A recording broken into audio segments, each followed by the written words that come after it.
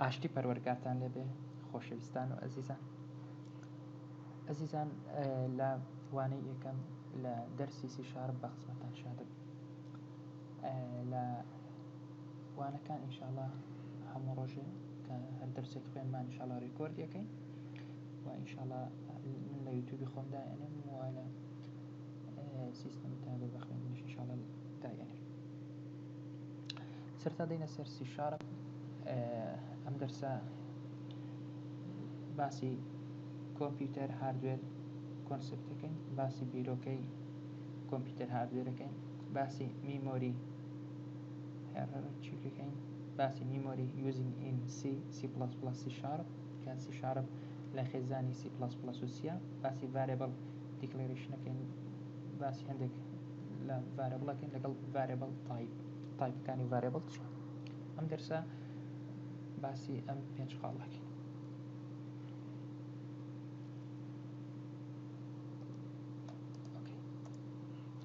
کۆمپیوتەر هاردوێر، بیرۆکەی کۆمپیوتەر. بیرۆکەی کۆمپیوتەر وەرگیراوە لە بیرۆکەی مرۆڤ. چۆنێتی کارکردنی بیرۆکەی کۆمپیوتەر، دروستکردنی کۆمپیوتەر، دیزاینکردنی کۆمپیوتەر لەسەر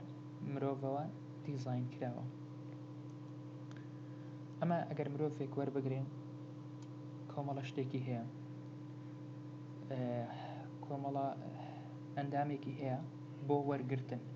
وەکو چاو بۆ وەرگرتنە. وەرگرتنێکی بۆ نمونە شتە بینیت ئەخوێنیتەوە، چاو یەکێکە لە ئینپوتەکان، یەکێکە لە ئەندامە وەرگرەکان. دووەم ئەندامێکی ترمان هەیە دەم، ئەندامی دەرهاوێشتە، ئەندامی ئاوتپوتە. ئێمە کە من بەدەم قسە ئەەکەم کە قسەکردنەکەی من ئاوتپوتێکە. گوێ ئەندامی وەرگرتنە، کەسێک قسە ئەەکە من گوێم لێ ئەبێ، ئەندامی ئینپوتە. لوت ئەندامی بۆنکردنە، زوبان ئەندامی تامکردنە بۆ نمونە. و مێشکمان هەیە، مێشک شوێنی بەخۆی مێشک دوو کارەکە، یەکیان شوێنی خەزمکردنە و یەکێکشان شوێنی بیرکردنەوەیە، پرۆسس مێشک باشە پرۆسسەکە. جا ئێمە ئینپوتەکانمان چاو گوێ بە ئینپوت وەرگراوە، دەم بە ئاوتپوت وەرگراوە، مێشک میمۆری دەماغ باشە، میمۆریمان هەیە داتا ستۆرێجە، داتا خەزنەکە، کالکولیت مێشک پرۆسس یان بڵین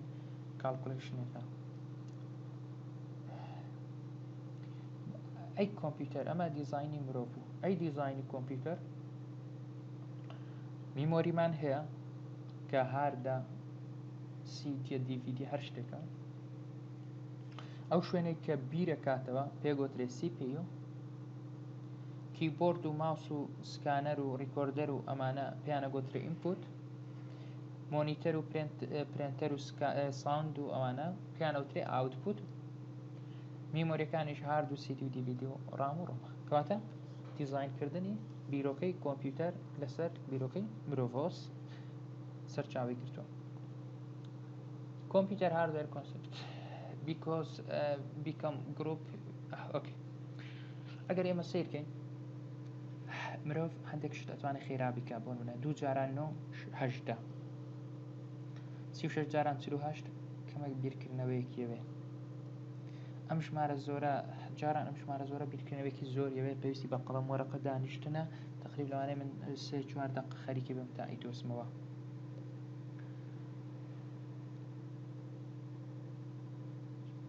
بەڵام کۆمپیوتەر ئەم معادلە حیساباتیان بڵێ ئەم کالکولیتانە لە مرۆڤ خێراترێکە،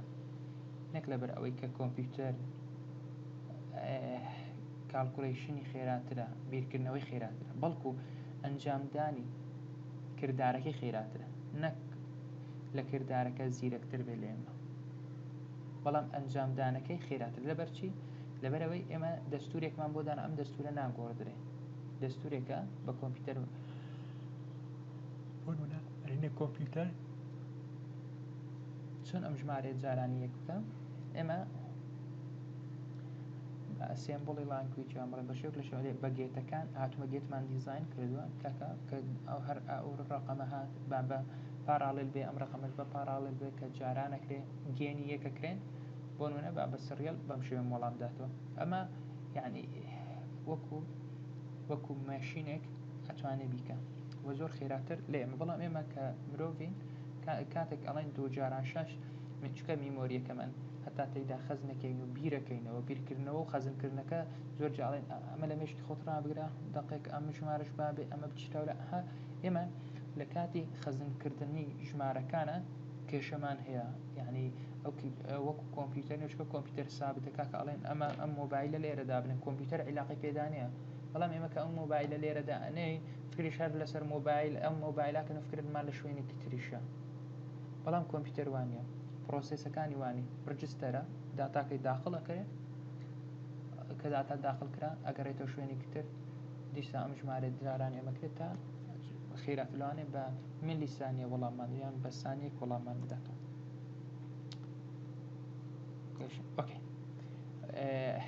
هەیکەلی کۆمپیوتەر میمۆری چییە؟ ئێمە CPU-مان هەیە CPU کورتراوەی کۆنتڕۆل پرۆسەس یونیتە وان چیپ ستۆرێجە ستۆرێجی یەکەم و دووەم هەمانە لێڤلی یەکەم و دووەم لە مەدەربۆرد ڕام و ڕۆممان هەیە ڕاندۆم ئەکسس میمۆری ڕۆم ڕید ئۆنلی میمۆری کورتراوی ئەم دوانێ ئەوانەی کە ستۆرێژمان هەیە کە ستۆرێجی کراون وەکو هارد و CD و DVD و نیتۆرکیش فیزیکەڵ دیڤایسەکانیشکی پۆرت و ماوس ئەمانە ئەمە هەموو پێکەوە ئەمە هەیکەلی بیرۆکەی کۆمپیوتەر هاردوێرە میمۆری سایز جێنە سەر میمۆری ئێمە بنچینەی کۆمپیوتەر لەسەر چی دروست بووە لەسەر باینەری نەمبەر سفر و یەک بۆچی لەسەر سفر و یەک دیزاین کرا لەبەرەوەی کە ئێمە وەکو مرۆڤ بنچینە دەین چەند پەنجەمان پێوە دە پەنجە بەڵام کۆمپیوتەر دوو پەنجەیان بۆ داناوە یان بڵێن دوو فرمانی هەیە یان بڵێن بەگشتی کۆمپیوتەر دوو بەشە ئەلکترۆنیات بە ئەلکتریکیشەوە ئەتوانین بڵێن هەمووی لە دووشت کۆ ئەکرێتە ئەویش ئۆن و ئۆف ترو فۆڵس هەرچی دیجیتاڵمان هەیە یان ئەو تا سفرە یان ئەو تا یەکە دیجیتاڵمان نییە 5 بێ 6 بێ 7 بێ یان ئەو تا یەکە یان ئەو تا سفرە کەواتە باینەری لەسەر چی لەسەر دژیتی دیجیتاڵ چەسپاوە کە ئەڵێن بۆ مەسفرۆیەکە تاکەمە سویچمان هەیە سویچەکە یان پێ یان کوژایتەوە کۆمپیوتەریشیان پێیان یان کوژایتەوە ئەو وەکو کۆمپیوتەر بنچینە یان ئەو تا پێە یان ئەو تا کوژاتەوە یان ئەو تا سفرە یان ئەو تا یەکە سفر ئۆفە یەک ئۆنە ترو فۆڵس بنچینەی مرۆڤ هومەن نمبەر دە دیجیتە بەڵام باینەری نمبەر دوو دیجیتە بۆ منە من ئەگەر بمەوێ ژمارەیەک بۆ منە باینەری بێ یان بە شێوک لە شێوەکان بۆ منە ژمارە باینەری ژمارەی هومەن چۆن دروست بووە ئەمن بۆ منە چوار جاراندا بنچینە دووە ئەمە بنچینە یەکە ئەمە بنچینە سفرە هەشت جاران ئەوە دەتوان سفرەکاتە یەک وایە یەک جاران هەشت هەشت پێنج جاراندا پەنجا چار جاراندا چل کۆ پەنجا چل بۆ منە ئەوە ببورن 400 کۆ پەنجا کەمە دەتواندووە ئەوێتە دوو نقطە سەد جاران چار ئەوێتە 400 کۆ پەنجا 450 کۆ 450 هەشت ئەوە چیە بۆ جارانە ئەوە بنچینە دێ باشە بنچینەی ژێرەوەی ئەم توانە هاان توانەکەی سفرە بۆ توانەکەی یەک توانەکەی دو بنچینەکەی دێ باینەری نەبەرکوە بنچینەکەی دووە ئستا بۆ منە من یەک سفر یەکم هەیە ئەگەر بیکەمە هومەن نەبەر ئەکاتە چەند ئەڵێن یەک جاران دوو توان سفر باشە ئەمە یەکەکە وەرگرە جاران دوو توان سفر توان یەکە کاتە یەک ئەمیان ئەمەیان یەک ئۆکەی ئەمەیان سفرە سفر جارانی هەر شتێکەکەیت ئەکاتە سفر ئەمەیان دووە دوو توان دوو چوار جاران یەک ئەمەش چوار دوو توان سێ دوو جاران دوو چار جاران دوو هەشت جاران یەک هەر هەشت ئەکاتە هەشت چوار سفر یەک هەمووی کۆکەوە ئەکاتە چی؟ ئەکاتە سێزدە بۆنە من ژمارێکی تر وەرگرم لێرە قەڵەم بێنم من کاکە ئەڵێم پازدە باینەری پازدە ئەکاتە چەند دێم وەرەگرم دەبێ بڵێن چوار دیجیت وەرگرم بۆ منە چوار خانە بێ جا ئەمە سفر مەبەستم چوار دیجیتەکەیە ئۆکێ دێم ئەرێ دیجیتی یەکەم وەرەگرم پازدە چۆن ئەکا ئێمە باینەری هەمانە یەک دوو چار هەشت ئەگەر ئەمە بەکاربێنم چونکە چار دیجیتە یەک دوو چوار هەشت چوار کۆد و چوار کۆد و شەش کۆ هەشت چوار کۆد و شەش کۆ هەشت چواردە کۆ یەک پازدە کەواتە دەبێت ئەمانە هەموو یەک بن دەم چەکە ئەڵێم سیرکەم ئەرێم یەک جا ئەمە چۆن دروست دەکرێت با بێم هەر بەو شێوێ ئەڵێم یەک توە سفر کۆ ئەوەی دومیش دەبێت یەک بێ جارە دوو توان یەک جارە یەک دوو دوان دوو جارە یەک جامە هەموو بینیان کۆیە ئەفۆ یەک جارە دوو دوان سێ ئەمە هەمووی جاران کە کۆکەوە ئەکاتە پازدە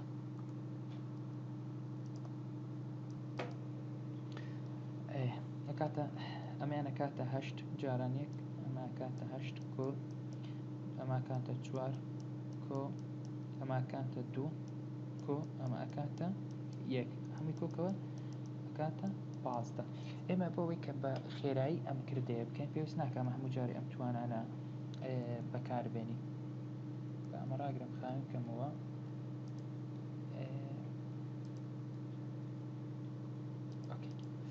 پێویست ناکە ئێمە هەموو جارێ ئەمە بەکاربێنی زۆر بە ئاسانی توانین چی بکەین هەر لێرە بۆ نە من پازدە نووسی کاکە ئەکاتە چۆن ئەڵێم پازدە وەکو ئەگەر بێن بۆ نمونە یەک دوو چوار هەشت بۆ نمونە شازدە سی و دوو شەست و چار بەکاربێنم باشە تۆ ئەمە بنووسە لای خۆت پازدە لێرە وەرە بکات ئەمانە کۆکەوە کە پاز دەرچی هەشت کۆ چوار دوازدە کۆ دوو چاردە کۆ یەک پازدە کەواتە پازدە کاتە چەند ئەکاتە ئەو چوارانە هەر چوار یەک بن یەک جاران یەک یەک دوو جاران دوو دوو ئەوە کۆکە جارە بینێن چوار جاران یەک کۆ چوار هەشت جاران یەک کۆ هەشت کۆکەوە چەندەکە هەشت و چار دوازدە دوو چواردە یەک ئەوە ئێستا بۆ منە ئەمە نووسم عەفدە باشە عەفدەک چۆنە ئەکاتە شازدە کۆ یەک شازدە کۆ یەک ئەوانە با سفر بن سفر سفر سفر ئەکاتە یەک سفر سفر سفر یەک ئەویان یەکە ئەوەشیان شازدە کۆکەوە یەک کۆ شازدە ئەکاتە عەفدە ئێستا بۆ منە ئەرێم بیست و چار بیست و چار ئەکاتە چی ئەمن فکر ناکەمەوە کاکە ئەرێم شازدە کۆ هەشت شازدە کۆ هەشت بیست و چار ئەوەکانیت کەچ بکە سفر سێ سفری دانێ ئەوە شازدە ئەوە هەشت باشە ئەوە چار ئەوە دوو ئەوە یەک ئەوەی سفرە بەخۆ بیتە سفر یەک جاران سفر سفر دوو جاران سفر سفر چار جاران سفر سفر هەشت جاران یەک هەشت شازدە جاران یەک شازدە هەشت کۆ شازدە کاتە بیست و چار کاتە باینەری زۆر ئاسانە ئەوە بەو شوەیە تەنها و ئێکزامپڵی تێدا بوو حەلمان کرد ئۆکێ میمۆری size each digit in a binary number it's bit هەر باینەری نمبرێک بۆ منە ئەوە چەند بیتە ئەوە چەند بیتە بیشمێرە هەر باینەری نمبرێک یەک بیت ئەوە بیتێک ئەوە دوو بیت سێ بیت چوار بیت پێنج بیت کاتە ئەمە چەند بیتە پێنج بیتە ئەمیان چەندە بیتێک دوو سێ چوار پێنج شەش ئەوە نۆ بیتە بیت بچووکترین یەکەی پێکاتەی میمۆریە بايت چیە؟ یەک بايت یەکسانە بە 8 بیت. یەک بايت ئێستا من ئەگەر بۆ نمونە 18 بایتم هەبی، 18 ئەکاتە چەند؟ کاتە 2 بیت بورە 16. ئەگە 24م هەبێ ئەکاتە 3 بایت. ئەگەر 32م هەبێ ئەکاتە چۆن بایت؟ ئەکاتە 4 بایت. ئەگەر 64م هەبێ ئەکاتە 5 بایت. چکە گوتمان هەر هەشتێک ئەکاتە چەند؟ ئەمە زیاترەکە 8 و 8 16 هەر هەشتێک ئەکاتە بایتێک.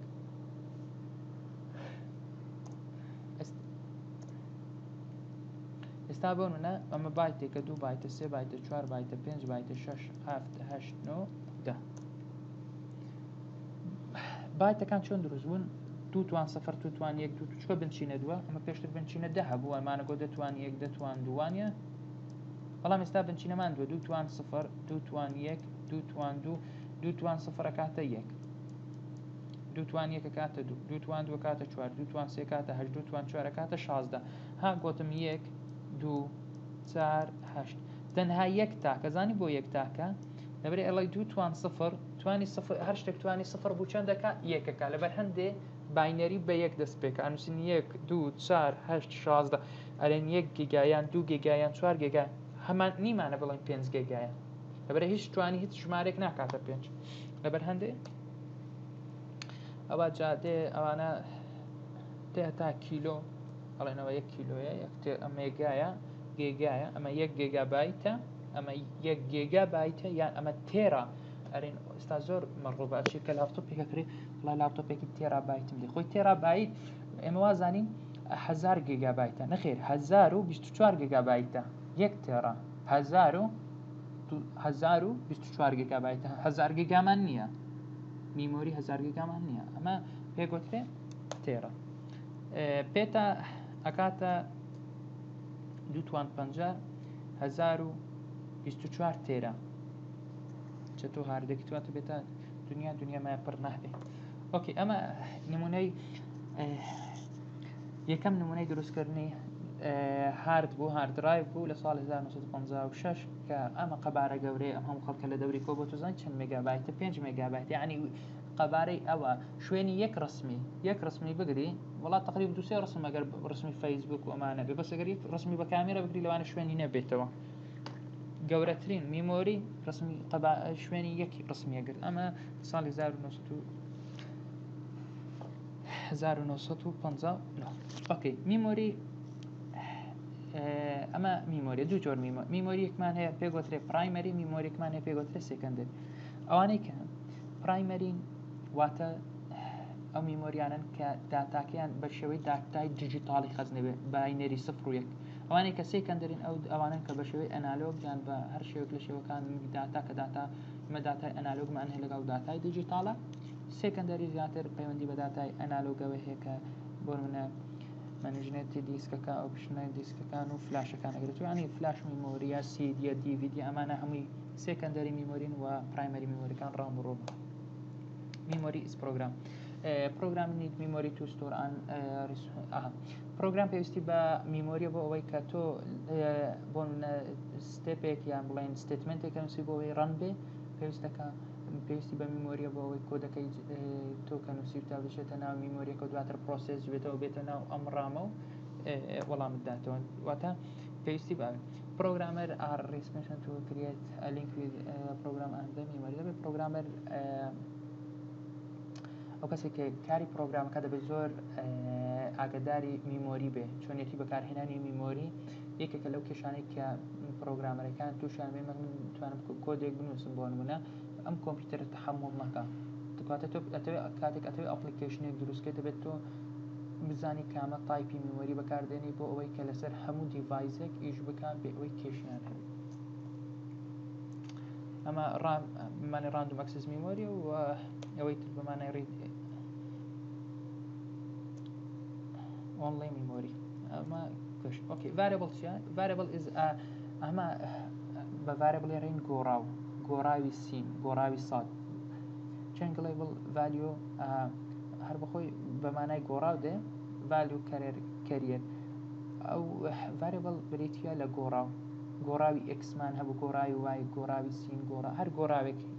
گۆڕاو کە ناوی خۆتە نووسی گۆڕاو یعنی ئەو شتەی کە ژمارەکەی سابت نییە بۆ نمونە ئەگەر 5 سابتە 6 سابتە بەڵام x ڕقەمی چەندە نازانین لەوانەیە 1 بێ 2 بێ 3 بێ سارە بناکوتەکان موجب ناکوتەکەواتە پێگوترێ و x یەکسانە بە 45 with a variable بۆ نمونە ئەو example x یەکسانە x-ەکە variable نرخەکەی چەندە 45 وارێ بۆ منە x سێت کرایە x چەندی سێت کرایە 45 سێت کرایە we can give x another value ئەگەر x 45 بە بیکەینە x یەکسانە بە 6 کەواتە نرخەکەی ئەپدێت بوویەوە ئەپدێتەکە کۆتا ئەپدێتی وەرەگری 45 وەرەگریان 6 ئەکید 6ەکەی وەرەگری وارێ variable are usually defined by letters variable ئەو variable کە تۆ تحریفیەکەی بوون x-ێکە وایە کە ئاگدار بە هەجارێ نرخەکەتدایە کۆتا نرخی تێدا ئەمێنێتەوە واتە میمۆریەکە خانەیەکە کامە شوێنی یەک نرخیە بێتەوە کامە نرخ کۆتا جارداتێ ئەبێتە خاوەنی ئەم نرخە x y یەکسان x کۆد و x کۆد و x دوو نرخیە 45 لەگەڵ 6 ئۆکی ئێستا x کۆد و y یەکسانە بە چەند y یەکسانە بە 8 ئەزانی بۆ سیرکە ئەمەیان ڕوونکەمەوە سێکە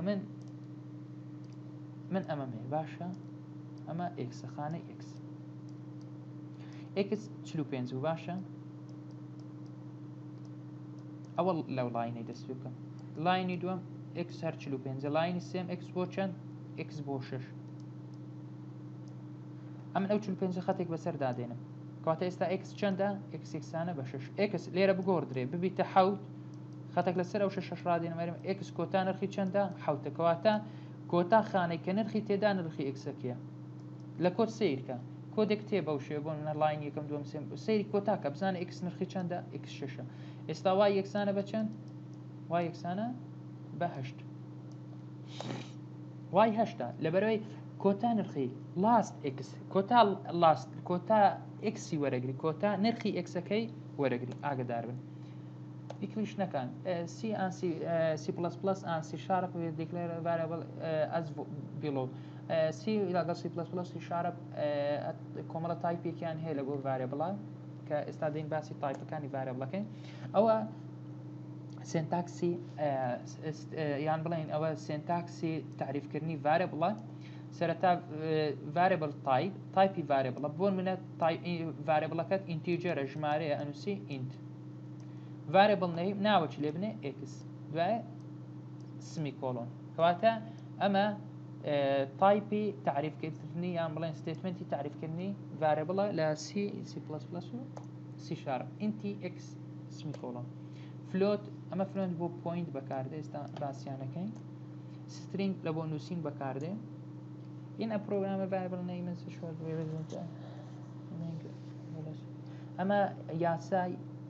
تعریفکردنی variable ئاگدار variable type بەگشتێمە variable سێ جۆرمان هەیە integerمان هەیە no fraction باشە no fraction integer هەموو ژمارە حەقیقیەکان باشە هەموو ژمارە حەقیقیەکان لە سالب ناکوتە موجب ناکوتە بەبێ پوینت باشە بەبێ پوینت وەرەگرت ڕیال ژمارە پوینتدارەکان باشە صفر لە سالب ناکۆتای تا موجب ناکوتای سالب و موجب بە پوینتیش وەرەگری باشە تێکست نووسین جا تۆ نووسینتەوێ بۆ نمونە عەلی x y ئەلی ئەوانە هەمووی نووسینە زۆرم پیس کرد ئۆکەی تایپەکانی ئینتیژەر ئینتمان هەیە ئینت لێرەجا من ئاماشە پێ بکەم ئینت سالب و موجبی وەرەگرێ یو ئینت یعنی ئینساین ئینتیجەر ئینساین یعنی تەنها موجبەکان شۆرتمان هەیە شۆرت یعنی چی یعنی سالب و موجب بەڵام بڵێن شۆرت کەمە تقریبا تا 4-5 ژمارە یون شۆرت تەنها موجبەکان لۆنگمان هەیە درێژ موجب و سالب یو لۆنگ تەنها موجبەکان فلۆتمان هەیە و ئەمانە فلوتمان هەیە کە سالب و موجب بگرێت سالب و موجب بگرێت بەش سالب و موجب بەڵام ئەمە 16 ئەمە 32 ئەمە 64 ئەمە 128 ئێستا دەین باسیمان ئەمە کارێکتەرە تەنها یەک پیت وەرەگرێ ئەیەک وەرەگرێ یان وایەک وەرەگرێ سترینگمان هەیە ئەوە نووسین وەرەگرێت پاراگرافێک بایتمان هەیە ئەمە نووسین ساین بایت ئەمەش هەر نووسین وەرەگرێ ئەمە تایپەکانی نووسین ئێستانێکە variable type یەکەم ئینتیجەر وەرەگرێت ئینتیجەر وتمان ژمارەی تەواو بە سالب و موجبە بەڵام بەبێ پوینت ئینتیجەر نمبرێکە کە fraction point یعنی بەبێ پوینت باشە without لە دەرەوەی پوینتی وەرناگری پۆزیتیڤ و نێگەتیڤی قوڵەکە سالب و موجب و یەکێکە لە تایپەکانی کە یەک ئینتیجەر یەکێکە لە تایپە سەرەکیەکانی نەمبەری لە سی شارپی ئێستانێکە ئینتیجەر خۆی ئینتیجەر چەند بیتە وتمان 32 بیتە باشە هەر بیتە گوتمان 8 بیت ئەکاتە 1 بایت باشە 16 ئەکاتە 2 32 ئەکاتە 4 بایت شۆرت ئەکاتە 16 خۆی شۆرت ئینتیجەرە وەکو ئاگادارە بەڵام ناوی شۆرتە یعنی بچووک 16 بایتە 2 بیتەکە لۆنگ 64 ئەکاتە 8 باشە 8 بیت 8 جاران 8 64 کەواتە لۆنگ ئینتیجەرە بەڵام درێژە یونت 32 تەنها موجبەکان وەرەگرێت لە سفرە تا موجب ناکۆتە یون شۆرت تەنها ژمارێکی کورتە تەنها موجبەکان وەرەگرێ یو لۆنگ تەنها ژمارێکی دوور و درێژە تەنها موجبەکان وەرەگرێ بەبێ پوینت ئەمە چیە؟ ئەمە تایپی ئینتیجەرە بە فلۆتمانێ فلۆت بریتە لەو ئەوەی کە without نییە لە پوینتی بەڵکو بریتە لە فلۆتینگ پوینت بریتە لە پوینت واتە ریەڵ نەمبەرن باشە فلۆت ریەڵ نەمبەرە پۆزیتیڤ و نێگەتیڤ وەرەگرێ و دیجیتەکەی بۆ نمونە 42.25 بۆ نمونە دوو جتێکی وەرگرتووە لە پوینتە فلۆت 32 بیتە بەرامبەر ئینتیجەریە دەبڵ بەرامبەر ئەتوانین بڵێن بەرامبەر لۆنگیە سیرکە هەموو ژمارە پوینتەکان وەرگرت بە سالب و موجب هەموو ژمارە پوینتەکان وەرگرت بە سالب و موجب هەموو ژمارە پوینتەکان وەرگرت بە سالب و موجب بەڵام ئەمەیان چیە ئەمەیان 4 بایتە 8 بایتە 16 بایتە ئەمەیان چەند 32 بیتە 64 بیتە 128 بیتە ئەمەش فلۆت ئەگەر ئێگزامپڵێک وەرە ئینتیجەری x گوتمان ئینتیجەر 32 بیتە ئێکسەکە ئینتیجەرەکە تایپی ڤارێبڵە ئێکسەکە نەیمی ڤارێبڵیە فلۆت بەماشەوە فلۆتێکە ئینتیجەری ZDE سێ ئینتیجەری تکەی تعریف کردووە دەبڵی دیدی شۆرتی x سیرکە ئەمە ئیرۆرە زانی بۆ ئیرۆرە جارێک ئینتیجەری بە x تعریف کردووە جارێکیش بە ئینتیجەر جارێک بە شۆرت ئەمە ئیرۆرە نابێت تۆ نابێت ئەکسێک بە دوو تایپ خۆ ناکرێت محەممەد دوو تایپی هەبێت دوو ڕەگەزی هەبێت شتێکی هەڵەیە ئەمەیان ئیرۆرە چکە پێویستەکە لە بینی هەر تۆ کە تعریفی دوو ڤارێبڵەکەی یان چەند کۆمەڵە ڤارێبڵێک بێکەوە یەک تایپیانە دەێتێتە بێ فاریزە هەبێت لە بینیانە ئەمەش ئیرۆرە یۆنت ئەمەشیان نیو یونتەکە و هیچ کێشەیەکی نییە باشە ئەمەشیان نیو شۆرت ئەوەی تەوا هیچ کێشەی نییە ئەمە تەواوە ئەمە تەواوە ئەمە هەڵەیە وتم لەبەر ئەوەی نابێ ئێکسێک بێت ئەمە هەڵەیە ئەمە ڕاستە ئەمەش ڕاستە ئۆکەی ئەمیان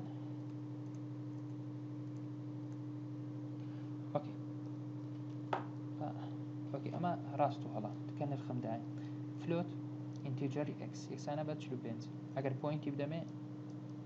هەڵەیە لەبەرین پوینت قوڵ ناکە کەواتە ئەمە ڕاستە ئینتیجەری x و 45 هیچ کێشێکی نییە فلۆت سالب و موجب وەرگرێت بە پوینت و بێ پوینت هیچ کێشەیەکی نییە ئەمەشیان ڕاستە ئینتیجەری z 4.3 هەڵەیە نابێ ئینتیجەر پوینتی هەبێ نابێ ئینتیجەر پوینتی هەبێ دەبڵ دیدی ئەمە وابزانام هیچ کێشەیەکی نییە ئۆکەی شۆرت خۆی کەوتمان شۆرت نابێ ژمارەکە زۆر گەورە بێ دەبێت تقریبا حسابی ڤالیۆکەی بکرێ ئەمە ژمارەکەی گەورەیە دەبێت بۆن بەلایکی من دو نقطەیە زیادە ئیرۆرەکەی لەبەر ئەوەیە ئەمەیان بۆچی هەڵەیە ئەمە ئەرێ لۆنگ یەکەم یەکسانە بە سفەر لۆنگی دوم یەکسانە بە سالب ئەمە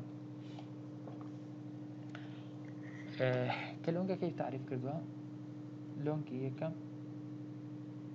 پارێزە لۆنگی دووەم ئەمەش نابێ ئەمە پۆینت بێ ئەمە یەک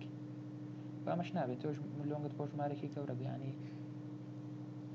سفر شەبێ بەڵام خۆی تبە ژمارێکی گەورە دەناو بنی گەرنا لۆجیکیان هەڵێگەر نام هەڵەنی هۆکاری هەڵەبوونەکەی لەبەر ئەمێ هەڵێ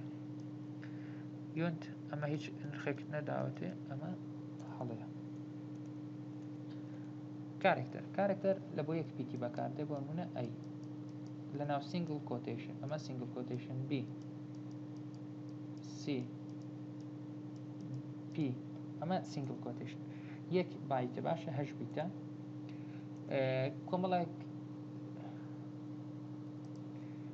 کۆمەڵە کارێکتەرێک پێکەوە سترینگ دروست دەکە کارێکتەر هەش بیتە یەک بایتە بایت خۆی بایت یەک بایتە هەش ئەوە سای بایت یەک بایتە هەش بیتە سترینگ هەشت جارانسی چەند بیتە چەند حرفە هەندە بایتە ئەەکە بولیان یعنی ترو فۆلس یان سفر و یەک باشە بولیان ئەلجێبرا ئێمە دەستوری ئەلجێبر ئەمە هەیە خۆی سفر و یەک یان دیجیتال ئەمە پێگوترێ بولیان ئەلجێبرای یاسای بولیان ئەلجێبرای جا ئەند و ئۆر و ئێکس ئۆر و ئەمانەش لۆژیکەکانی بولیان ئەلجێبرای بولیان ترو فۆلسە یان ترویان فۆلسە و تایپێکە بولیانە یان سفرەیان یەکە ئەجا بنونە ئەمانە ئەمسیانە بولیانن دەبێ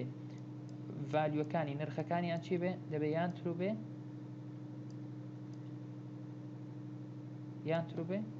یان فۆلس بێ ئەگزامپڵ بولیانی بۆ نمونە بولیانی پی یەکسانە بە ترو چارەکتەری ئەی یەکسانە بە ئی تەواوە یعنی یەک حرفی داوەتێ لەناو سینگل کۆتیشنیە و سمی کۆلۆنیشی داراوە سترینگە سترینگ زیاتر لە پیتەچە